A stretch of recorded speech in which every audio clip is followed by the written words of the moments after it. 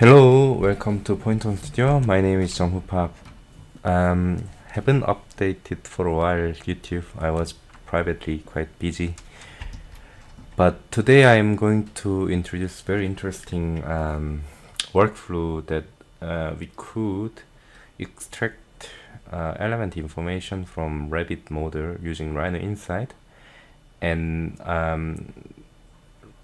actually Rhino Inside doesn't have components that we can extract element parameters.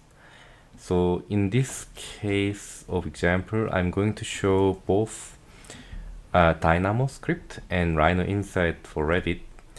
The good thing is we can run both of them together in one application, which is the benefit of Rhino.Inside.Revit. So using Dynamo script in this case, what we're gonna do is we will extract the given model's element parameter, and we'll export this data to the Excel spreadsheets, and then we'll collect this data in Grasshopper, and then we'll feed and enhance some additional information using visualARQ and export our final model from Rhino to IFC. So let's take a look together. The model itself is very simple model. As you can see, there is nothing specific. We have I just made it as a dummy model to give some kind of information. And anyhow, and I also add some additional information on the comments, so that we can filter that information in Rhino Inside for the additional work. So let's take a look. So this model, of course, we can just export from Revit as an IFC model, but sometimes you want to modify or set some more detail for your IFC model, or you work additionally in Rhino to give some additional detail, level of detail, or some other level of information. And in this case, visualARQ is very useful. So first of all, as I said, we will extract the data.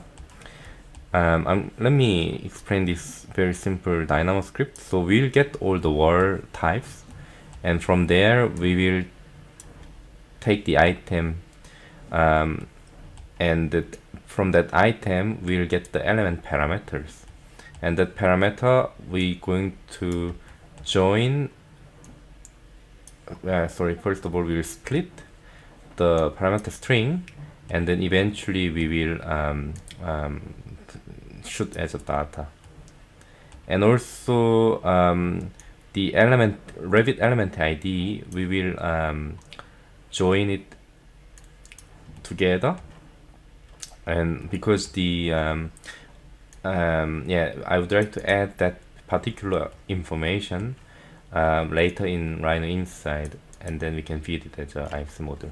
So this simple script is very easy. We can just run it. Nothing we use here, something specific, very standard alone Dynamo components, and that allows us to export Excel file. And in this Excel spreadsheet, you can see that all the data is exported in this sheet, and this data we're going to load into basically Grasshopper.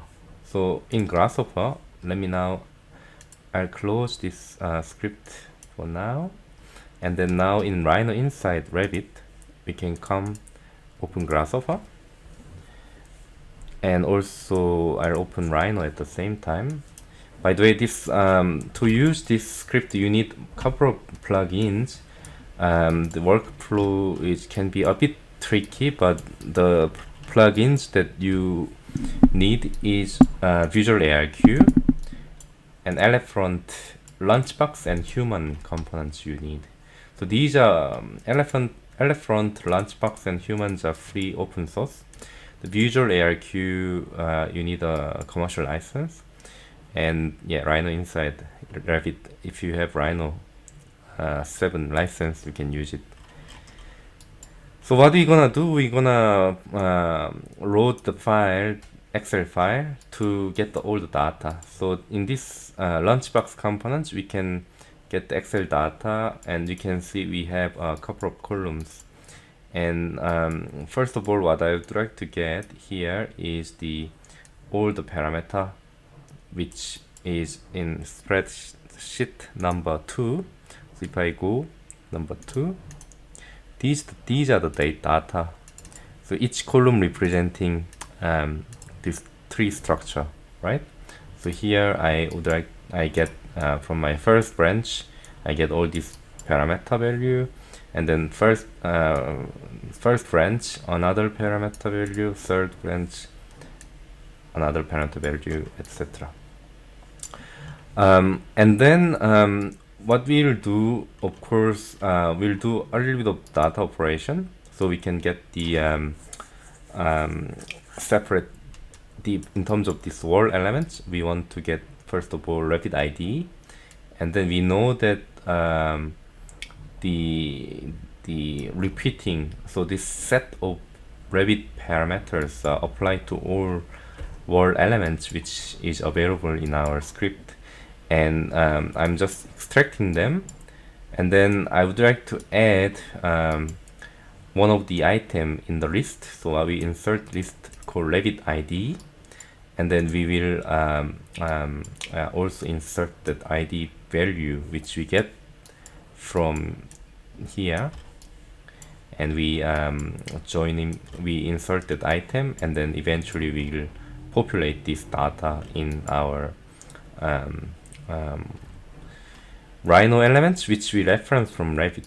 So Rhino Inside script is also very simple. First part, we're going to get all the walls from Revit model, and we get that category, particular category, and we will get the elements, and that geometry we can use it to populate IFC parameters later on. So that goes without saying that we're gonna get the floor and roof, which is available right now in Revit model, and then the rest of operation is actually same.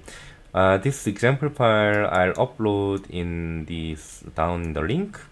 You can download it with a small donation if you like. Otherwise, I'm just gonna explain the concept. So the main part here is we will do a little bit of data manipulation, and then we will join them all together, shoot into visualARQ components. And here I'm going to provide a couple of different parameters. So when I bake this parameter set in Rhino using visualARQ, and then we also need to set our building IFC building structure. So this building levels we can reference from here again in Rhino.Inside.Revit. We can reference all the levels and filter, and we get the elevation value. And this elevation value that we'll use it as a key, and then we provide that info to create levels in visualARQ. So when I bake these levels, now we can see in Rhino, now we have this same level structure which reference from Revit in visualARQ, right? So the level is created. Now what we have to do is basically we will create the levels, which is we're using elephant component here. So in elephant we can create levels, the layers. So let me first of all enable it. So when I create, now if you see in Rhino, the layers are now created, and the colors are according to this setting here. So we create a bunch of layers, and now after that I'm going to bake first of all the wall geometry we get from Revit, And these BREP, we're going to bake it based using elephant components. So let's have a look together here. I'm going to bake it. Once you bake it, we have here now the baked geometry, as you can see. And this geometry now, because of visualARQ, we create this specific property sets. So we remember we create Revit system wall, roof, floor, plate common. That comes from here in this script. Now what I'll do, so we baked it using elephant, all this wall geometry. I'm going to reference this baked geometry using elephant, and this referenced one right now, as you can see, these guys has no particular IFC entity assigned. So what I'll do here in this visualARQ, using the components from the elephant, we reverse the list, so we matching the data to feed correct parameter later. And now I'm going to bake this geometry to my layers which we created from elephant as well. So first of all, IFC building on the building and walls, we bake it. So this baked geometry, now we can see right now there is no parameter, but this baked geometry will have specific name we given, and this name we can reference using elephant. So I'm going to update that reference Grasshopper element one more time using this reference by name. And then what we can do is we can update the property. Then now let's have a look. When I click that wall element, and you can see all these parameter is populated with values are populated. If I go wall common, you can see these information which comes from Revit, and we populate it in Rhino model now. And let me prove that. For example, we have volume right now. Here it's showing 5.79 cubic meter. If I type in Rhino, you can see that volume is also 5.79 cubic meter. And also, if you check here Revit ID, for example, this one has Revit ID this numbers. If I go back to Revit, now let's close the here. Let me go to manage and select by ID. If I select the element, as you can see that one here, the correct word is selected, and you can see volume is also 5.79 cubic meter in Revit mode. So we basically synchronize, or how to say synchronize or transfer not only geometry from Revit to Rhino, but also all the parameters that which we reference from Revit. And there's technique that we use here. For instance, we had to first of all bake it into the particular layer, and that layer name was actually just for the reference. So I create here IFC building references, and that layer we can delete here using human component. So I'm just gonna delete the duplicated reference geometry, so we only have the final wall property in this case. And if you go to the key here, IFC root description, now this Rhino key, let's say Rhino's attribute is also updated according to Revit commands. So we can do the same steps for the floor. So I'm going to bake it and update. Once you update, we can bake now these components. So we go same procedure. Now I'll bake it to the slabs. Once I bake it to the slab, now I can reference it. So this baked geometry is referenced by front elements, and then we can update the property. So when I look at now, first of all, let me delete this. There will be duplicated floor layers. The reference one, I'm gonna delete it now. So now when we see, we have only one floor geometry, and you can see these are the floor information that we get it from the Revit model. So we have it in Rhino. For instance, now if I type area of that is 380, because Rhino area shows total surface area of the geometry, but whereas Revit shows only the top surface of the floor, so which is a little bit different. But if I type, for example, volume, we can see it's 28 the cubic meter. So when you see it's 28 cubic meter, you can find it out here.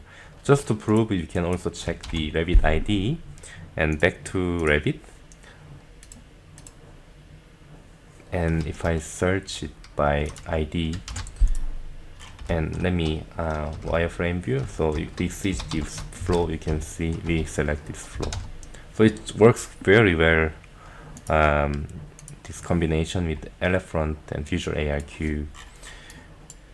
Let me go and bake again the roof, and I'm going to update roof geometry using Elephant again once more. Once I update, now I can bake that to the roof layer, and then we can remove the we can reference that, and we can populate the property again. So when if I select, I can also remove this reference layer. So now if you see, we have the roof geometry. Also the information from Revit is populated here. Alright, so these are the kind of workflow I was promoting. Yeah, unfortunately with Rhino.Inside.Revit, I couldn't find the components which allows you to export all element parameter as a string. So that's the reason why I had to use Dynamo. But the good thing is that Dynamo and Grasshopper, they are works together in one application, and you can do more. So some part which Rhino Inside cannot have, we can use from Dynamo, and then we can use other plugins from Dynamo or Grasshopper. Both has quite good system environment, and the ecosystem for Grasshopper, in my point of view, a little bit more, the landscape is much wider. So I recommend to use Rhino.Inside.Revit also together with Dynamo, so you can maximize your leverage your whole efficiency for automation process. Anyhow, my main agenda for this script is, once you have this geometry and bunch of information, I would like to export eventually as an IFC model. And what I'm interested in, so we exported each layers for like wall, slabs and roof, but eventually I would like to keep that level information to filter in IFC viewer such as Solibri according to the layer. So what I'll do, we can select key value, and you remember we have before we execute this script, that command, if you go here, we have Rhino attribute, and that attribute particularly we can find out this let's say the specific elements in Rhino using this key value. So what I'll do, I'll type the key name which we got it from visualARQ component. So that key value is IFC root description. This is key, and then we can search for level 01. So this is case sensitive for filtering the data, and then I can assign to new layer. So what I'll do, again, the command here, select key value, and I'm going to copy and paste, so I don't want to make a mistake here. Paste, and then the key value I would like to, so these are the level 1 I want to assign as a layer. So these selected one, I can say change object layer, so that's level 1. I can turn it off, and then now I'm going to search again the same command. We will do, I'm gonna copy this description, and then let's say level 02. So these are going to be level 02. Change object layer, we have 02. I'll repeat the command. Level 3, change it to there, and then one more time, level 4, and I'll change layer. So we have now 1, 2, 3, 4. All the layers are ready, and when you go one more time, verify the information. So these are all available information from, yeah. And we can also double check cell dupe that there's no duplicate elements. I love Rhino in this case because we can really enhance data, not only the data, let's say the structural data as an information. We can also enhance level of detail. We can keep adding more detail. It's much easier in Rhino than Revit. Now all this model we assign proper information.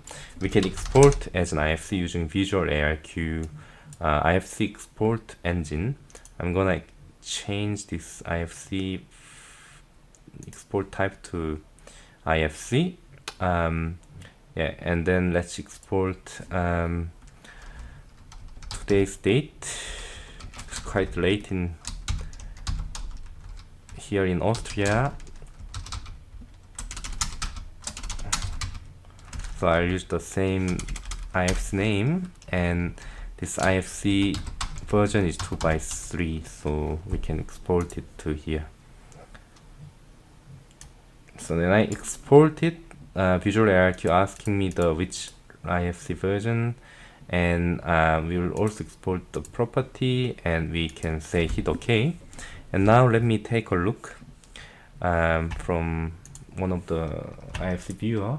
So let's double click on this IFC file, and you will see that in Solibri, I'm gonna use Solibri model viewer, I mean free IFC viewer. And when you take a look now,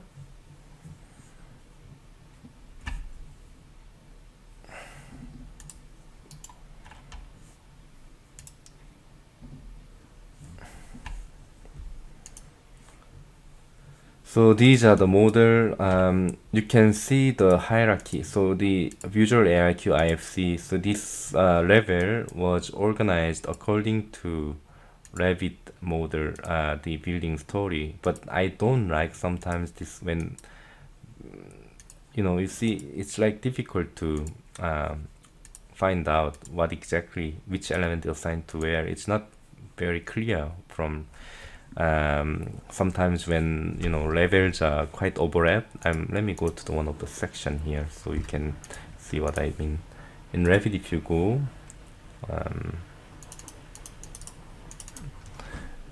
I made on purpose the level structure a little bit complex, so there's random building inside of another building, and that random building is also has its own building story. In this case, Revit is kind of mess up the IFC building story unless you kind of export it by splitting every wall columns in every levels, but that's not the goal. That's not the, because it will generate a new grid for splitted element, which I don't want.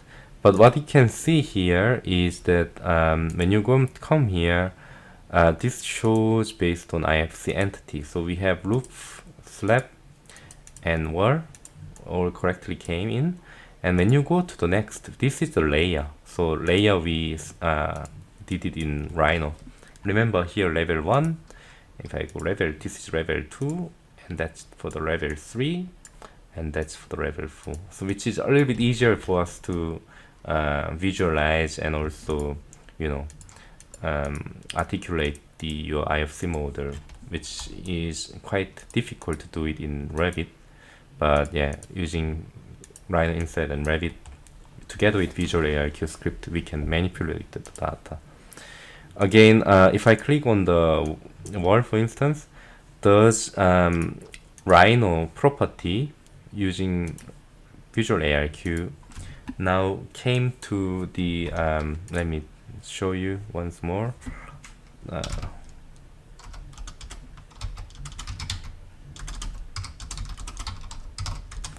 The information. So these group of parameters, they exported as a property set. So you can see if I go Revit system common, all this information now we can see in Solibri. That's you know, and also world common, for instance, this is the information we have in another property set. So pretty much we can get all, you know, Revit information which we need, and yeah, that whole IFC model is restructured and exported again from Rhino, which is really useful, I think. Okay, so to sum up, this example file was prepared in Rhino Revit 2022, so you need a 2022 version of Revit, and there's Dynamo script to extract the element parameter and Revit ID, and then we have here Grasshopper script, which you need to have plugins like again Rhino.Inside.Revit, of course, and Elephant, visualARQ, Lunchbox, and Human. So yeah, make sure you have those plugins, and then you can reference the Excel file from Dynamo in Grasshopper, and then once you modify the Rhino model according to your IFC validation, and you can eventually export as an IFC file. So all these examples will be uploaded, and you can download it with a small donation. Thank you very much for watching it, and I wish you enjoy this special workflow, and I hope we see you again soon. Thank you. Bye bye.